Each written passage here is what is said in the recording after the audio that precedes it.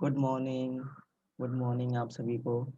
इससे पहले वाले वीडियो लेक्चर में स्टेट ऑफ मैटर में हमने इंट्रोडक्शन के बारे में पढ़ लिया था। सॉलिड लिक्विड और गैसेस के बारे में हमने डिफरेंशिएशन पढ़ लिया था। ट्रिपल पॉइंट क्या होता है उसके बारे में हमने पढ़ लिया था। और फिर हमने टाइप्स ऑफ फोर्सेस के बारे में डिस्कशन किया था। तो 6 टाइप के फोर्सेस होते हैं। तो सिक्स टाइप के जो फोर्सेस है इंटरमोलिकुलर फोर्स ऑफ अट्रैक्शन उसके बारे में हम पढ़ रहे हैं। एक इंटरमोलिकुलर फोर्स ऑफ अट्रैक्शन हमने ऑलरेडी डिस्कस कर लिया है, जो कि डाइपोल डाइपोल इंटरेक्शन है, उसको हमने डिस्कस कर लिया है। आज हम रिमेनिंग के 5 इंटरेक्शंस हैं जो इंटरमोलिकुलर फोर्स ऑफ अट्रैक्शन है उसके बारे में डिस्कस कर लेते हैं। तो सेकेंड टाइप का इंटरेक्शन है आयन डाइपोल इंटरेक्शन। तो आयन डाइपोल इंटरेक्शन देखो नाम से ही पता चल रहा है, इसके बीच में क्या क्या होंगे, आयन्स होंगे और एक डाइपोल एक मॉलिक्यूल होगा। एक आयन होगा और मॉलिक्यूल होगा। कैसे? जैसे अगर हम सोडियम क्लोराइड को वाटर में डिसोल्व करते हैं, if we dissolve sodium chloride in water, example है ये। तो जो सोडियम क्लोराइड है ना, ये आयोनिक कंपाउंड है। ये आयोनिक कंपाउंड है तो वाटर में कैसे डिसोसिएट होगा? Na+ और Cl नेगेटिव के फॉर्म में। ठीक है। अब इस Na जो पॉजिटिव है ना, या आयन, इसको क्या वाटर के मॉलिक्यूल सराउंड कर लेंगे। और ये जो क्लोराइड का मॉलिक्यूल है एनायन, इसको भी वाटर के मॉलिक्यूल सराउंड करेंगे। तो किस टाइप से ये सराउंड करते हैं वाटर के मॉलिक्यूल, ध्यान से देखेंगे यहाँ पे।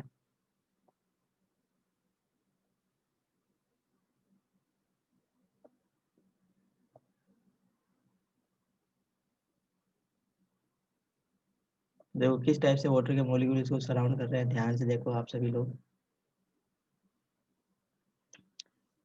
जैसे हम NaCl को वाटर में डिसोल्व करेंगे तो Na पॉजिटिव Cl नेगेटिव बनेगा, और साथ में ये जो वाटर है इसके अंदर एक्वस मीडियम में रहेगा।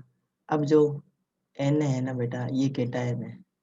इसको वाटर के मॉलिक्यूल सराउंड किए रहेंगे। किस टाइप से सराउंड करके रहेंगे? देखो हमें पता है वाटर में HOH, जिसमें जो हाइड्रोजन है वो पार्शियली पॉजिटिव होता है और जो ऑक्सीजन है वो पार्शियली नेगेटिव होता है।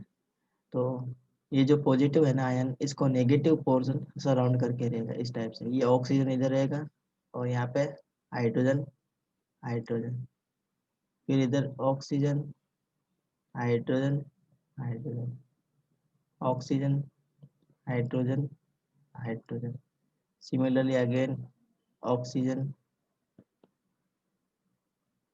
ये सब मैंने क्या बना रहा हूँ बेटा, वाटर के मॉलिक्यूल यहाँ पे बना रहा हूँ, जो वाटर के मॉलिक्यूल इसको सराउंड करके रहते हैं। यहाँ पे सब हाइड्रोजन के पास में पॉजिटिव चार्ज है इस टाइप से, हाइड्रोजन के पास में पॉजिटिव चार्ज ये इस टाइप से देखो। और जो ऑक्सीजन है उसके पास में नेगेटिव चार्ज इस टाइप से, ये ऑक्सीजन के पास में नेगेटिव चार्ज। तो इस टाइप से ये क्या रहेंगे, इन दोनों के बीच में अट्रैक्शन रहेगा। किस किस के बीच में अट्रैक्शन है बेटा? अब ये अट्रैक्शन है आयन के बीच में, attraction between ion and dipole attraction. This is the example of ion dipole attraction. ये आयन है यहाँ पे, Na+, ये क्या है? आयन है। और ये जो है ना वाटर के मॉलिक्यूल जो इसको सराउंड करके रखे हैं, ये डाइपोल का काम करेंगे। ठीक है। डाइपोल का मतलब होता है एक मॉलिक्यूल जिसके अंदर पॉजिटिव और नेगेटिव दोनों पोर्शन हो, उसे हम बोलते हैं डाइपोल। उसमें डाइपोल जनरेट हो जाता है। जैसे वाटर है ना, वाटर एक डाइपोलिक मॉलिक्यूल है, मतलब इसमें डाइपोल मिलेगा हमें वाटर के अंदर। कैसे? क्योंकि वाटर के मॉलिक्यूल में पॉजिटिव पोर्शन भी है, नेगेटिव पोर्शन भी है, तो इस वजह से इसमें क्या जनरेट हो जाता है, डाइपोल जनरेट हो जाता है। इसी टाइप से देखो जो Cl है ना बेटा, Cl मैं यहाँ बना देता हूँ, ये Cl, जो Cl आयन है उसको वाटर के मॉलिक्यूल किस टाइप से सराउंड करके रखेंगे, देखो ध्यान से देखेंगे। ये ऑक्सीजन हाइड्रोजन हाइड्रोजन, ये oxygen hydrogen hydrogen hydrogen hydrogen, oxygen hydrogen hydrogen. तो ऑक्सीजन के ऊपर नेगेटिव चार्ज, ये ऑक्सीजन के ऊपर नेगेटिव चार्ज, और हाइड्रोजन के ऊपर पॉजिटिव चार्ज, या हाइड्रोजन पे पॉजिटिव चार्ज, सब हाइड्रोजन पे पॉजिटिव चार्ज, तो इनके बीच में क्या रहेगा, एक एट्रैक्शन रहेगा। समझ में आ गया होगा आपको किस टाइप से मैंने बताया, समझ में आया होगा बच्चों आपको किस टाइप से आपने बताया है आयन डाइपोल इंटरेक्शन। ठीक है बच्चों, नेक्स्ट पॉइंट हम डिस्कस कर लेते हैं। आयन डाइपोल इंटरेक्शन हमने कंप्लीट करवा दिया। नेक्स्ट है हमारे पास में थर्ड टाइप का इंटरेक्शन जिसे हम बोलते हैं आयन इंड्यूस्ड डाइपोल इंटरेक्शन। क्या बोलते हैं, आयन इंड्यूस्ड डाइपोल इंटरेक्शन।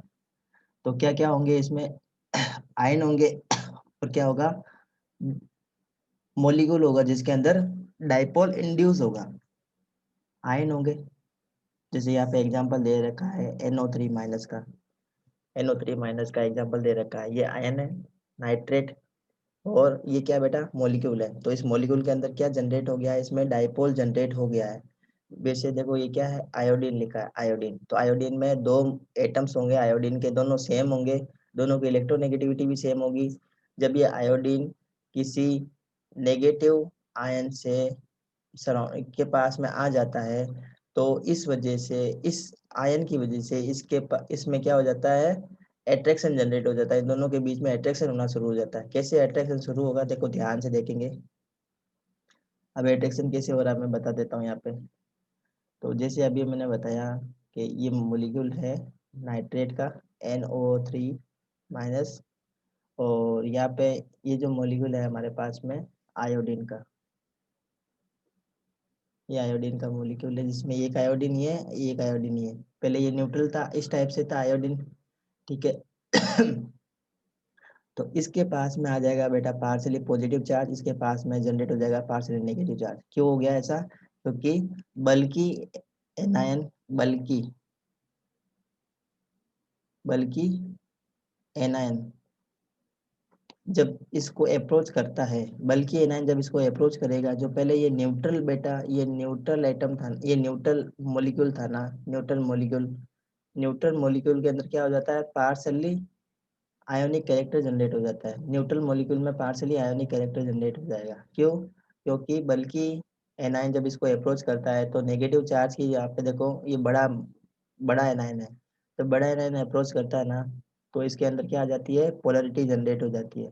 तो दोनों के बीच में एक एट्रैक्शन जनरेट हो जाएगा। इस एट्रैक्शन को हम क्या बोलेंगे बेटा, ion induce dipole, ion induce dipole attraction, ion induce dipole interaction. I think point समझ में आया होगा आपको। ठीक है, आयन तो है ये। अब ये जो है ना बेटा, ये मॉलिक्यूल, इसमें क्या हो गया है, डाइपोल इंड्यूस हुआ है, इस मॉलिक्यूल के अंदर डाइपोल इंड्यूस हुआ है, तो इसलिए इसको हम क्या बोलते हैं, ion induce dipole interaction. Next है बेटा डाइपोल इंड्यूस डाइपोल इंटरेक्शन। तो दो मॉलिक्यूल लेंगे, इसमें दोनों पोलर मॉलिक्यूल, एक अगर पोलर मॉलिक्यूल है और वो नोबल गैस को अप्रोच करता है, तो देखो इसमें किस टाइप से अट्रैक्शन होगा, डाइपोल इंड्यूस डाइपोल इंटरेक्शन में ए नॉन पोलर मॉलिक्यूल, मतलब जिसके अंदर कोई पोलरिटी नहीं है, तो नॉन पोलर मॉलिक्यूल हम यहाँ पे एग्जांपल ले लेंगे नोबल गैसेस का। नोबल गैसेस में कोई भी पोलरिटी नहीं होती है, ठीक है, नॉन पोलर होता है वो। May be polarise by the presence of a polar molecule, अगर वो पोलर मॉलिक्यूल के पास में आ जाता है तो उसमें क्या हो जाएगी, पोलरिटी जनरेट हो जाएगी। पोलरिटी जनरेट होने का मतलब क्या है बेटा, मैंने पहले ही बताया था, अगर कोई न्यूट्रल मॉलिक्यूल है, अगर कोई न्यूट्रल मॉलिक्यूल है, तो न्यूट्रल मॉलिक्यूल में पॉजिटिव और नेगेटिव चार्ज क्या हो जाएंगे, जनरेट हो जाएंगे, पॉजिटिव और नेगेटिव चार्ज जनरेट हो जाएंगे। उसी को हम क्या बोलते हैं, पोलरिटी। क्या कहते हैं उसको हम, पोलरिटी कहते हैं। समझ में आया, समझ में आ गई बात ये आपको। ओके, तो अगर कोई न्यूट्रल मॉलिक्यूल है और वो किसी पोलर मॉलिक्यूल को अप्रोच करता है, न्यूट्रल मॉलिक्यूल है वो पोलर मॉलिक्यूल को अप्रोच करता है, तो न्यूट्रल मॉलिक्यूल में पोलर मॉलिक्यूल की वजह से क्या हो जाएगा, पोलरिटी जनरेट हो जाएगी। किसमें बेटा, न्यूट्रल मॉलिक्यूल में पोलरिटी जनरेट हो जाएगी। इसको हम क्या बोलते हैं, डाइपोल इंड्यूस डाइपोल इंटरेक्शन। ये डाइपोल की तरह काम करेगा, ये पोलर मॉलिक्यूल है ना, ये डाइपोल की तरह काम करेगा।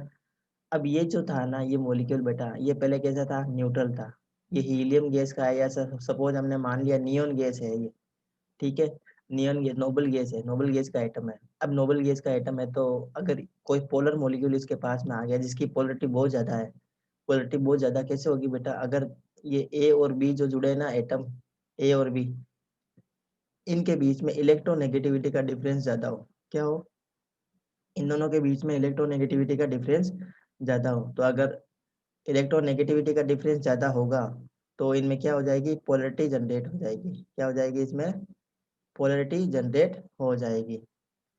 समझ में आई बात आपको, समझ में आ गई बात। अगर ए और बी जो है ना बेटा एटम, इसके पोलर मॉलिक्यूल के, इसके बीच में इलेक्ट्रोनेगेटिविटी का डिफरेंस बहुत ज़्यादा है, तो इसमें पोलरिटी जनरेट हो जाएगी। और इस वजह से, पोलरिटी की वजह से, ये जो नोबल गैस के एटम है जिसके पास में सिर्फ इलेक्ट्रॉन ही है, इसमें कोई पोलरिटी नहीं है, और साथ में मोनो एटॉमिक मॉलिक्यूल होते हैं, ये ध्यान देना। नोबल गैसेस जितनी भी है ना बेटा, नोबल गैसेस वो मोनो एटॉमिक मॉलिक्यूल होती है, उसके मॉलिक्यूल में सिर्फ एक ही एटम होगा, एक ही एटम होता है उनमें, जैसे हीलियम है, नियोन है, आर्गन है, क्रिप्टॉन है, ये मोनो एटॉमिक के सारे के सारे, इसमें सिर्फ इलेक्ट्रॉन्स हैं। तो ये इलेक्ट्रॉन का जो क्लाउड है ना बेटा, इलेक्ट्रॉन का क्लाउड, ये इसकी तरफ क्या हो जाएगा, अट्रैक्शन, पोलर मॉलिक्यूल की तरफ अट्रैक्ट होना शुरू हो जाएगा। तो पोलर मॉलिक्यूल, ये इलेक्ट्रॉन्स अट्रैक्ट हो रहे हैं, इसका मतलब पोलर मॉलिक्यूल का कौन सा एंड नोबल गैस के एटम के पास में होना चाहिए, पॉजिटिव एंड होना चाहिए। कौन सा होना चाहिए, पॉजिटिव एंड। पॉजिटिव तो नेगेटिव को अट्रैक्ट करेगा, तो इस टाइप से इसमें अट्रैक्शन होता है। आई थिंक समझ में आया होगा आपको। पांचवा जो देख लेते हैं, इंपॉर्टेंट है ये पांचवा, लंदन फोर्स और डिस्पर्सन फोर्स। इम्पोर्टेंट फोर्स है ये, और बहुत वीक फोर्स भी है साथ में, लंदन फोर्स इसको नाम दिया है, और दूसरा नाम है इसका डिस्पर्सन फोर्स। तो पहले ही मैंने बताया था आपको, जो तीन फोर्स है ना, एक तो लंदन फोर्स है जिसको हम डिस्पर्सन फोर्स बोलते हैं, डाइपोल डाइपोल इंटरेक्शन है, और एक डाइपोल इंड्यूस इंटरेक्शन है। इस तीनों फोर्स को मिला के हम बोलते हैं वंडर वाल फोर्स ऑफ अट्रैक्शन। क्या कहते हैं, वंडर वाल फोर्स ऑफ अट्रैक्शन। ये मैंने कल के वीडियो लेक्चर में आपको समझाया।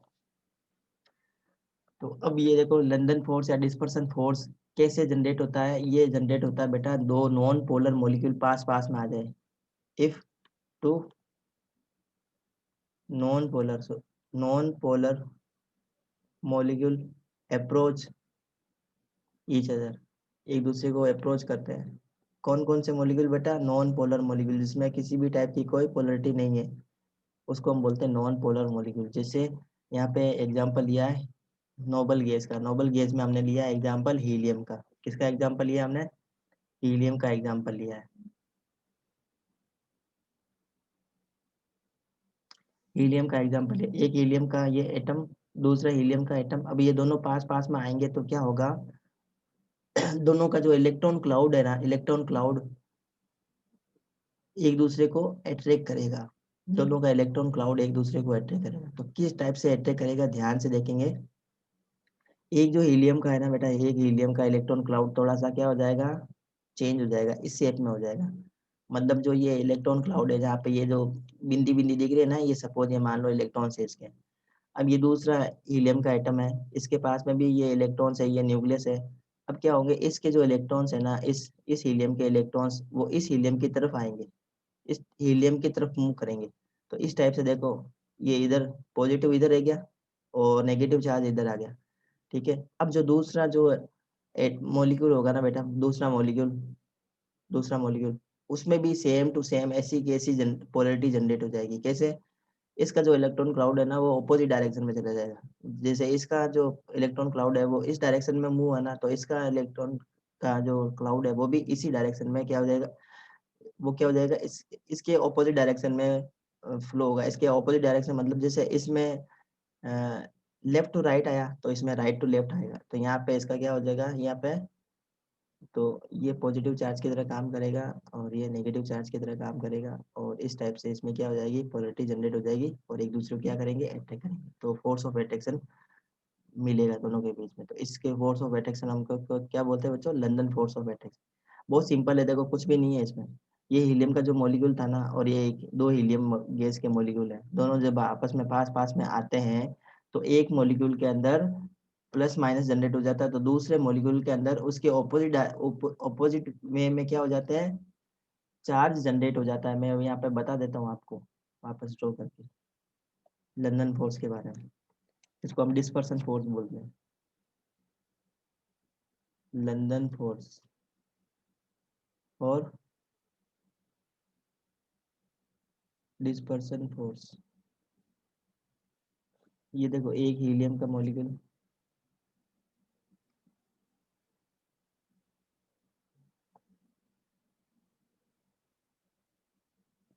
ये एक हीलियम का मॉलिक्यूल है बेटा, और ये दूसरा हीलियम का मॉलिक्यूल।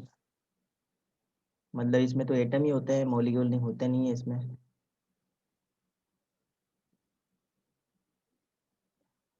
ये एटम है हीलियम के, दोनों सेम है, ठीक है ना। अब ये इसके क्या है बेटा, ये इलेक्ट्रॉन्स है सपोज, ये इसके इलेक्ट्रॉन्स है, दोनों की साइज सेम है। ये हीलियम है ना, तो ये भी हीलियम ही है, तो दोनों की साइज सेम है। अब क्या होगा, ये थोड़ा सा देखो डिफॉर्म हो जाएगा। डिफॉर्म होने का मतलब है इसकी जो शेप है ना एटम की, थोड़ी सी चेंज हो जाएगी, थोड़ी सी इसकी शेप चेंज हो जाएगी। ये इधर रह जाएगा प्लस, और इधर इलेक्ट्रॉन का क्लाउड है ना, इधर ज़्यादा हो जाएगा, तो यहाँ पे हो जाएगा माइनस का साइन, ठीक है। तो सिमिलरली इसमें भी ऐसा ही होगा, देखो दूसरा जो है ना, उसमें भी इलेक्ट्रॉन क्लाउड उसी डायरेक्शन में चले जाएंगे, तो यहाँ पे रह जाएगा प्लस, और इस साइड में रह जाएगा माइनस। तो अब देखो ये माइनस है, ध्यान से देखो बच्चों, ये माइनस है ना, ये माइनस है और ये प्लस है, तो दोनों के बीच में क्या होगा बेटा, एट्रैक्शन होगा, यहाँ पे एट्रैक्शन होगा। और इसी अट्रैक्शन को हम किस नाम से जानते हैं, डिस्पर्सन फोर्स के नाम से जानते हैं। चाहे इसको डिस्पर्सन फोर्स बोलो, चाहे इसको लंदन फोर्स बोलो। बहुत वीक टाइप का फोर्स है, very weak, very weak force of attraction. कब होगा जब when two inert molecules approach each other,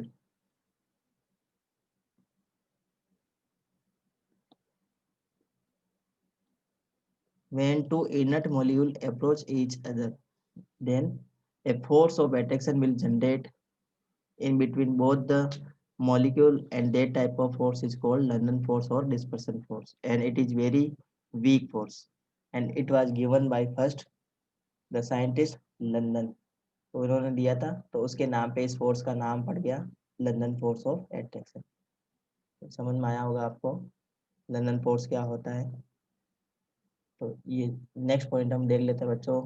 अब ये जो मैग्नीट्यूड है ना, लंदन फोर्स का मैग्नीट्यूड, ये किसके ऊपर डिपेंड करेगा, किसके ऊपर डिपेंड करेगा। सबसे पहला तो पॉइंट है बेटा साइज और कॉम्प्लेक्सिटी ऑफ द मॉलिक्यूल। जितना बड़ा मॉलिक्यूल होगा उतनी ज्यादा उसमें क्या आ जाएगी, पोलरिटी आ जाएगी। तो देखो ये लिखा है London force are the weakest intermolecular force. जितना भी हमने इंटरमोलिकुलर फोर्स हम पढ़ेंगे ना बेटा, 6 टाइप के इंटरमोलिकुलर फोर्स ऑफ एट्रैक्शन पढ़ रहे हैं, जिसमें ये लंदन फोर्स सबसे वीक होता है। किसके ऊपर डिपेंड करता है, सबसे पहले तो साइज के ऊपर डिपेंड करेगा। अगर साइज बड़ा होगा ना, तो लंदन फोर्स ऑफ अट्रैक्शन भी ज्यादा होगा। जैसे ये हम मान बात कर लेते हैं मीथेन की, सिलिकॉन टेट्रा हाइड्राइड और जर्मेनियम टेट्राहाइड्राइड। इन तीनों की अगर हम बात करते हैं, मीथेन है, silicon germanium, silicon SiH4 and GeH4। अगर इनकी हम देखो, इसको हम सिलिकॉन कहते हैं, इसको जर्मेन कहते हैं, इसको मीथेन कहते हैं, आपको पता ही है। इन तीनों मॉलिक्यूल की अगर हम कंपैरिजन करें, तो साइज है ना, साइज इसका सबसे बड़ा है, जर्मेन का साइज सबसे बड़ा है। तो जर्मेन का साइज बड़ा है, तो इसमें लंदन फोर्स ऑफ एट्रैक्शन भी ज़्यादा होगा।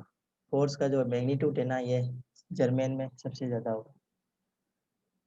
नेक्स्ट है बेटा geometry of the molecule. Molecule की जियोमेट्री के ऊपर भी डिपेंड करता है लंदन फोर्स का मैग्नीट्यूड कितना होगा। तो the shape of the molecule has significant effect of the London force. For example, normal pentane and neopentane have the same molecular mass। ये देखो, ये नॉर्मल पेंटेन है, ये नियोपेंटेन है। ये जब हम IUPAC नोमेनक्लेचर पढ़ेंगे ना बेटा, जनरल ऑर्गेनिक केमिस्ट्री, उसमें हम डिटेल में बताएंगे नॉर्मल किसके आगे नॉर्मल लगाते हैं, किसके आगे नियो लगाते हैं, किसके आगे आइसो लगाते हैं। ये हम IUPAC नोमेनक्लेचर पढ़ेंगे, ऑर्गेनिक केमिस्ट्री के बेसिक प्रिंसिपल पढ़ेंगे सेकेंड पोर्शन में केमिस्ट्री के, उसमें हम डिटेल से पढ़ेंगे, बहुत अच्छे से समझेंगे इसको हम। ठीक है, तो अभी आप इतना ही समझो। कि ये जो नॉर्मल पेंटेन है और ये नियो पेंटेन है, दोनों का मोलिकुलर मास सेम होता है। दोनों का मोलिकुलर मास सेम है, दोनों का मोलिकुलर फॉर्मूला सेम है। दोनों का मास सेम होते हुए भी और मोलिकुलर फॉर्मूला सेम होते हुए भी जो ये नॉर्मल पेंटेन है ना बेटा, ये बड़ा मॉलिक्यूल है ना। तो बड़ा मॉलिक्यूल है, इस वजह से इसमें डायपोल अट्रैक्शन भी क्या होगा, ज्यादा होगा।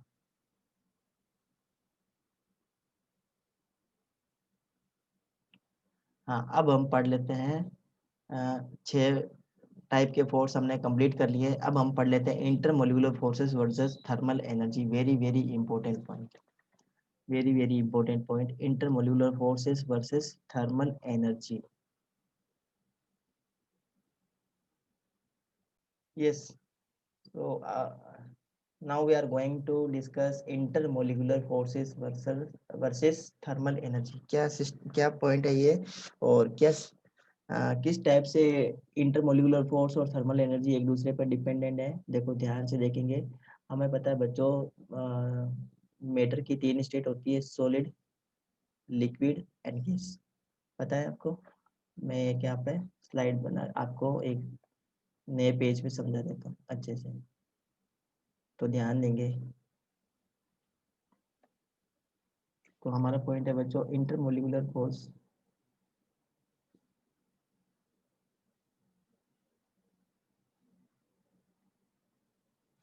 Versus thermal energy.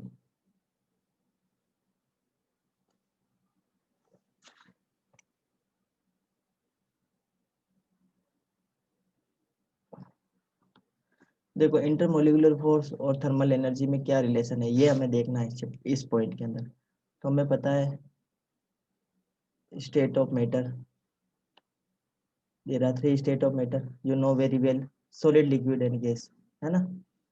सॉलिड होती है, लिक्विड होती है और गैस होती है। सॉलिड, लिक्विड एंड गैस, ये 3 फेज होती है ना। स्टेट मैटर की 3 फेज होती है। अब बेटा आपको पता है कि ये जो सॉलिड है ना, इसमें intermolecular force of attraction maximum होते हैं। यहाँ पे मैं लिख देता हूँ inter molecular force of attraction, IMF का मतलब यहाँ पे क्या है, मैंने शॉर्ट में लिखा बेटा, inter molecular force of attraction. ठीक है, तो अब मैं यहाँ पे लिख देता हूँ इसके लिए मैक्सिमम, मैक्सिमम होता है। और ये जो लिक्विड है ना, इसमें होता है मॉडरेट। और जो गैसेस है ना, गैसेस में कैसा होता है बेटा, मिनिमम होता है, मिनिमम। ठीक है, अब ये आपको पता चल गया इंटरमोल्यूलर फोर्स ऑफ अट्रैक्शन। अब हम देख लेते हैं बेटा थर्मल एनर्जी के बारे में भी। तो थर्मल एनर्जी क्या होती है, थर्मल एनर्जी,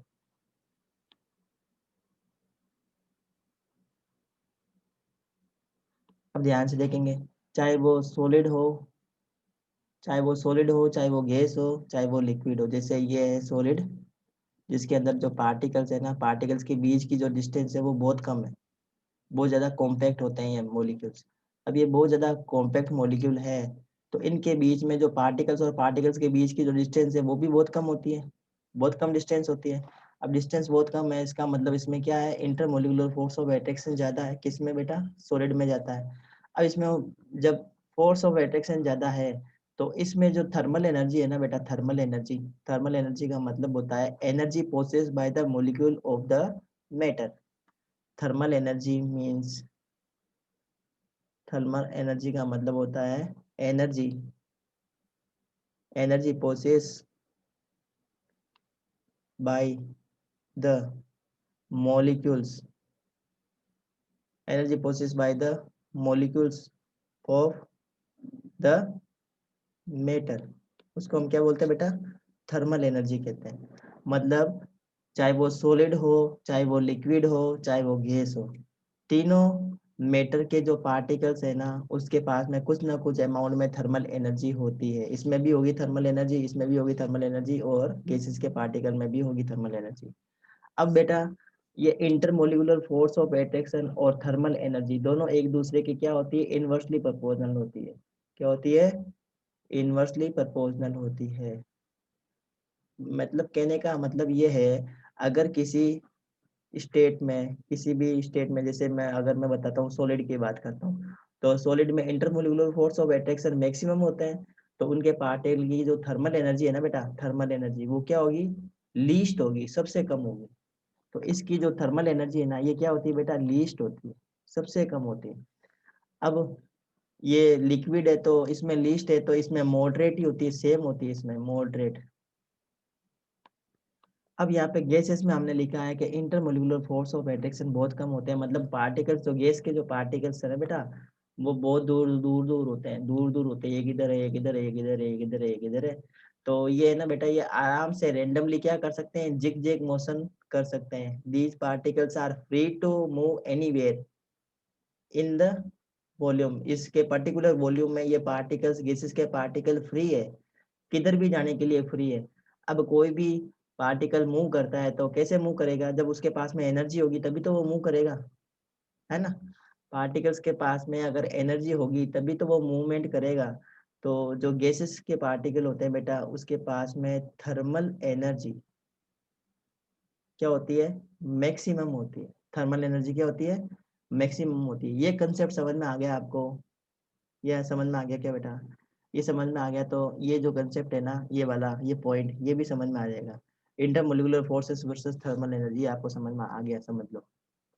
तो हमने क्या समझा है कि जो सॉलिड होते हैं, सॉलिड में intermolecular force of attraction maximum होता है, तो इसमें जो थर्मल एनर्जी है ना बेटा, इनके पार्टिकल की थर्मल एनर्जी वो लीस्ट होती है, सबसे कम होती है।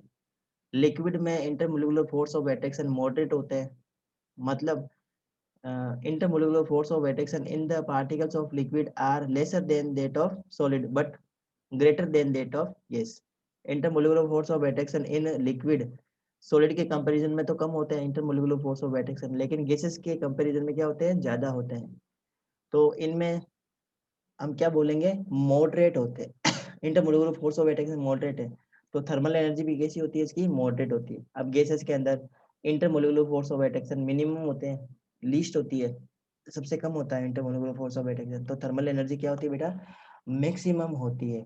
ये कंसेप्ट समझ में आ गया आपको, क्लियर है ना कंसेप्ट बेटा। तो यही इन तीनों के बीच में रिलेशन देखो, ये सॉलिड लिक्विड और gas, solid liquid and gas. जैसे हम सॉलिड से गैस की तरफ बढ़ते हैं तो वैसे वैसे इनकी थर्मल एनर्जी बढ़ती है। देखो ये यहाँ पे लिखा हुआ increasing order of thermal energy लिखा है। और जब हम गैस से सॉलिड की तरफ बढ़ते हैं, जब सॉलिड की तरफ आते हैं, तो इनके बीच में इंटरमोलिकुलर फोर्स ऑफ अट्रैक्शन क्या होता है, बढ़ता जाता है।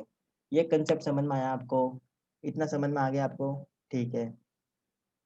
अब इसका सिग्निफिकेंस क्या है, इसका सिग्निफिकेंस ये है बेटा कि किसी भी सॉलिड को अगर गैस में कन्वर्ट करना है, किसी भी सॉलिड को पहले तो हमें लिक्विड में कन्वर्ट करना पड़ेगा। जैसे है ना, सॉलिड तो डायरेक्ट गैस इसमें कन्वर्ट होते ही नहीं है, कुछ लिक्विड, कुछ सॉलिड है वो डायरेक्ट गैस में भी कन्वर्ट होते हैं, आपको पता होगा। जैसे अमोनियम क्लोराइड है, कैम्फर है, आयोडीन है, ये कुछ ऐसे सब्सटेंस है जिसको हम गर्म करते हैं ना बेटा, तो डायरेक्ट ही सॉलिड गैस, सॉलिड फेज से वो गैसेस फेज में आ जाते हैं। इस प्रोसेस को क्या बोलते हैं, अगर किसी को पता हो तो चैट बॉक्स में लिख के बताओ। कुछ सब्सटेंस ऐसे होते हैं जिसको गर्म करने से, जिनको हीट देने से सॉलिड से वो डायरेक्ट गैसेस फेज में आ जाते हैं, लिक्विड फेज आती नहीं है उनकी। इस प्रोसेस को हम क्या कहते हैं, अगर आपको पता है चैट बॉक्स में लिख के बता दो। तो क्या होता है, जनरली जब सॉलिड को हम गर्म करते हैं तो इसके पार्टिकल की intermolecular force of attraction weak होता है और इनके पार्टिकल्स की थर्मल एनर्जी बढ़ती है। तो अगर सॉलिड को अगर हम गर्म करेंगे तो इनकी intermolecular force of attraction weak होगा और क्या बढ़ेगी, थर्मल एनर्जी बढ़ेगी। तो सॉलिड से किस में कन्वर्ट हो जाएगा, वो लिक्विड में कन्वर्ट हो जाएगा। अब हम लिक्विड को और क्या करते हैं बेटा, गर्म करते हैं इसको, और हीट प्रोवाइड करते हैं और इसको एनर्जी देते हैं। तो इसके पार्टिकल्स क्या करेंगे, हीट को गेन करेंगे, और जो हीट है वो क्या काम करेगी, इसके पार्टिकल्स के बीच की डिस्टेंस को बढ़ाने में हेल्पफुल होगी, क्योंकि लिक्विड के अंदर भी इंटरमोलिकुलर फोर्स ऑफ अट्रैक्शन काफी ज्यादा होते हैं। तो एक्स्ट्रा में जो हम हीट दे रहे हैं वो क्या करेगी, इंटरमोलिकुलर फोर्स ऑफ अट्रैक्शन को वीक करेगी, साथ में पार्टिकल्स के बीच की डिस्टेंस भी बढ़ाएगी। तो लिक्विड फाइनली किस में आ जाएगा बेटा, गैस फेज में आ जाएगा।